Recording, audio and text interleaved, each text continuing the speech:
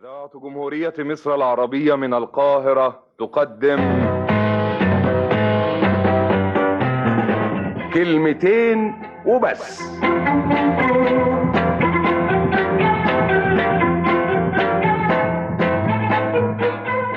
سيد أفندي لاحظ إن الكلمة الحلوة قربت تختفي من المجتمع ومن حياة الناس. قال لعبده أفندي الحكاية دي. عبده قال له: قصدك إيه بالكلمة الحلوة يا سيد؟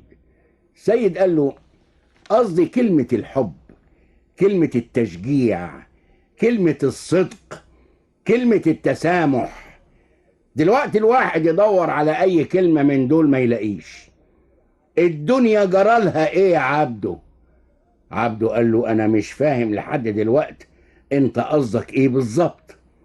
انا بتكلم كلام عام يا عبده، مش بشتكي بشكل شخصي. هديلك مثال علشان تفهم انا عايز اقول ايه. بسأل ديك النهار واحد تاجر صاحبي، بقول له: فلان الفلاني التاجر ده غني ولا نص نص؟ قال لي: غني جدا، عقبال امالتك. قلت له: فلوسه دي جابها منين؟ خلي بالك انا بسأله سؤال بريء. كان قصدي الفلوس اللي عملها من خلال تجارة ايه؟ الراجل اللي بسأله قال لي: ايه تفتكر؟ عبده قال له: قطعا بومبا. سيد قال له: بالظبط، هو ده اللي حصل. قال لي: بيقولوا انه بيشتغل في المخدرات في الاول لحد ما عمل فلوس جامدة، وبعد كده اشتغل بالتجارة، علما باني عارف ان البومبا اللي اداها له مش صحيح. يعني الراجل ما اشتغلش في المخدرات ولا حاجة، بالعكس كان تاجر امين ونشيط، وبسبب نشاطه وامانته عمل فلوس. كان زمان يا عبده لما حد يسأل تاجر عن تاجر تاني كان يمدح فيه، دلوقتي يديله بومبا. ليه؟ ما تفهمش. ايه سر ان الناس نسيت كلمة الصدق؟ مش بس كده، دلوقتي مين اللي بيقول الكلمة الحلوة؟ نادر اللي بيقولها، نادر انك تسمعها. تسأل واحد عن واحد يقول لك: ده بيغش، او ده حرامي، او ده نصاب.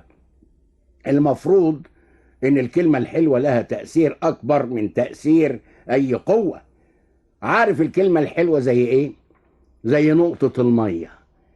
لو رحنا لصخرة ضخمة وضربناها بالمدافع الرشاشة، الطلقة هتخدش الصخرة لكن مش هتقدر تخرمها. لو نزلنا نقطة مية على الصخرة دي بشكل متصل لمدة كام يوم أو كام شهر، عارف إيه اللي يحصل؟ الصخرة هتتخرم. يبقى المية أقوى ولا الرصاصة؟ المية أقوى، والكلمة الحلوة أقوى. كلمة التشجيع مطلوبة في المدرسة وفي البيت وفي النادي وفي الشغل وفي اللعب. من غير تشجيع الناس تقف مكانها، ما تتقدمش. حتى أكبر مغني أو أكبر فنان إن ما لقاش تشجيع ما يقولش، ما يشتغلش بنفس، ما يشتغلش بهمة. الكلمة الحلوة ممكن تمسح متاعب الإنسان وتخليه يستمر في حياته بشكل أرقى وأجمل. شيء سهل إن الواحد يشخط وينطر وينتقد، لكن الأصعب والأجمل إنك تقول كلمة حلوة تشجع الناس على التقدم وتديهم ثقة في نفسهم. مش كده ولا إيه؟ وغدا نلتقي مع فؤاد المهندس، أحمد بهجت، ويوسف حجازي.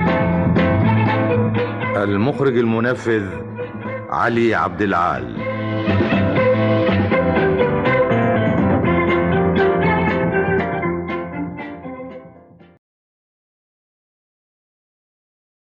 إذاعة جمهورية مصر العربية من القاهرة تقدم كلمتين وبس.